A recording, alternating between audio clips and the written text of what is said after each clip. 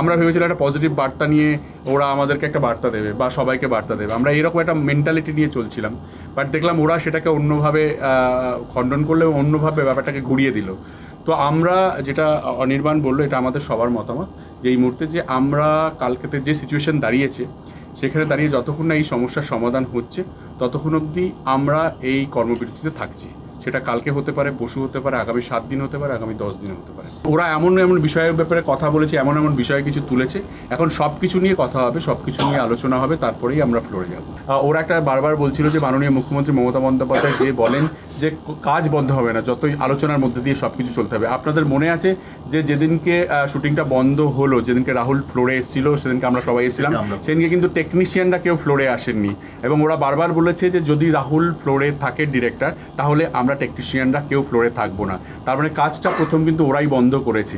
তারপরে আমরা এটা বলেছি যে এটাকে শুধরানো হোক, ভাবনা চিন্তাকে পাল্টানো হোক বা ভেবে দেখা হোক, তাহলে আমরা কিন্তু সোমবার থেকে না হলে যাব। কিন্তু ওরা সেটা কোনো রকমভাবে পাল্টায়নি বা ওদের ভাবনা চিন্তার কোনো পরিবর্তন হয়নি, উল্টে ওরা আরও বেশি অ্যাগ্রেসিভ হয়ে গেছে আমার মনে হয় আর কি।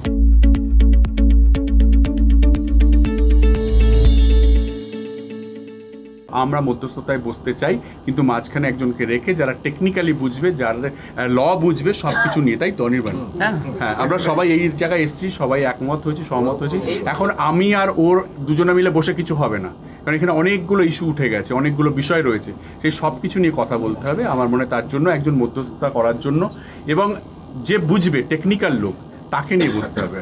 আমরা জিনিসটা ঠিক এইভাবে চাইছি না যে মানে তুই বেড়াল না মুই বেড়ালের মেজাজটা নয়, কারণ আলটিমেটলি আমাদের সকলকেই এটা মাথায় রাখতে হবে। এবং আমরা জানিও, যেটা আজকে ওই মিটিংয়েও কথা হয়েছে, যে মূলত একটা পরিবারের মধ্যে কথা হচ্ছে, সেখানে আসলে এই ইস্যুটাকে বেশি চালিয়ে না দিয়ে যেটা আসল সমস্যা বা যেগুলো আসল সমস্যা, আমরা যেখান থেকে প্রবলেমগুলো আসছে সেইটাতেই আমরা স্টিক করে থাকতে চাইছি।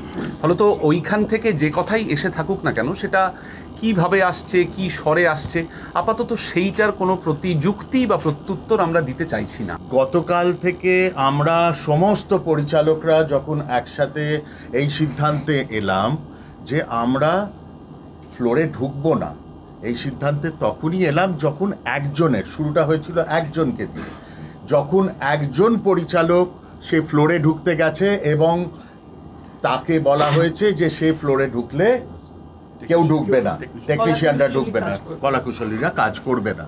এখান থেকে শুরু হলো।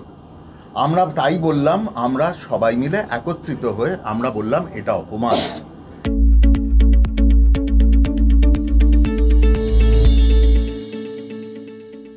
গতকালকে এমন ঘটনা ঘটেছে যে বলা হয়েছে ডিরেক্টরকে বাদ দিয়ে ইপি বা অ্যাসিস্ট্যান্ট ডিরেক্টর বা যে কেউ গিয়ে ইনস্ট্রাকশন পর্যন্ত দেয়া হয়েছে যে গিয়ে শ্যুট করো। আজকে একথা, আজকে যে একটাও টিভি সিরিয়াল শ্যুট হয়নি, একটাও সিনেমা শ্যুট হয়নি, সেটা অন্য ব্যাপার, কারণ প্রযোজক থেকে অভিনেতা অভিনেত্রী সবাই একসাথে দাঁড়িয়ে গেছে। কিন্তু একথা তো সত্যি, একটা অপমানকে ঢাকতে গিয়ে ওরা আমাদের 400 জন ডিরেক্টরকে একসাথে আবার অপমান করতে থাকলো। এবং এই অপমান মান সম্মানের জায়গা থেকে দাঁড়িয়ে আমরা বলছি, এটা শুধুমাত্র আর আজকে পরিচালকদের অবস্থানের জায়গা হয়ে দাঁড়িয়ে নেই।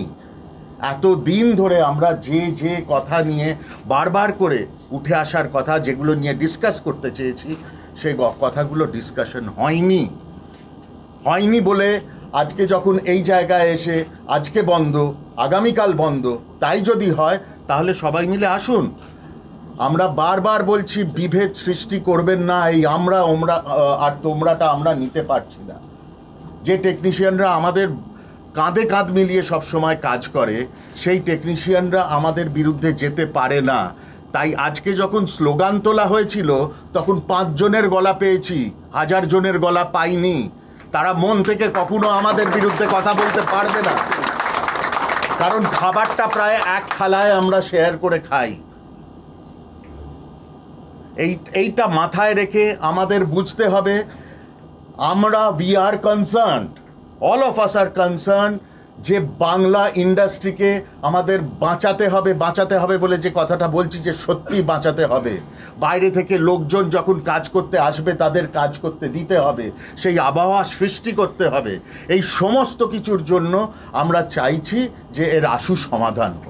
ইউজুয়ালি আমাদের যখন টুকটাক শরীর টরীর খারাপ হয়, একটু জ্বর টর হয়, আমি অ্যালিগরিক্যালি বলার চেষ্টা করছি, তখন আমরা দোকান থেকে পট করে একটা কোনো ওষুধ খেয়ে সাময়িক জ্বরটা কমানোর জন্য বা শরীর খারাপটা কমানোর জন্য একটা খাই। এরকম সমস্যা বাংলা ইন্ডাস্ট্রিতে এর আগেও দেখা গেছে, মাঝে মাঝেই হয়েছে।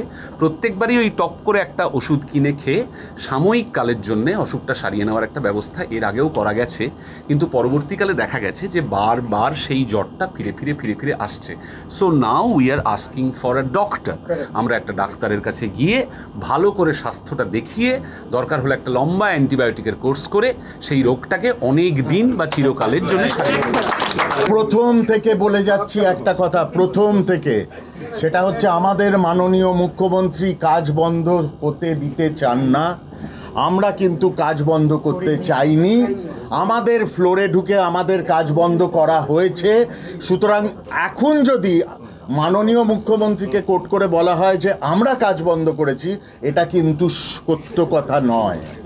অরিন্দম, একটা ছোট্ট আমাদের ফ্লোরে ঢুকে কাজ বন্ধ হয়নি, আমাদের ফ্লোরে না ঢুকে কাজ বন্ধ হয়েছে। হ্যাঁ, সেটা। এবং আমার মনে হয় যে ব্যাংকিং বা যেসব প্রশ্ন নিয়ে কথা উঠছে, আমার মনে হয় আমাদের সঙ্গে সবাই আছে, তাই আছে, কাজ বন্ধ হয়েছে।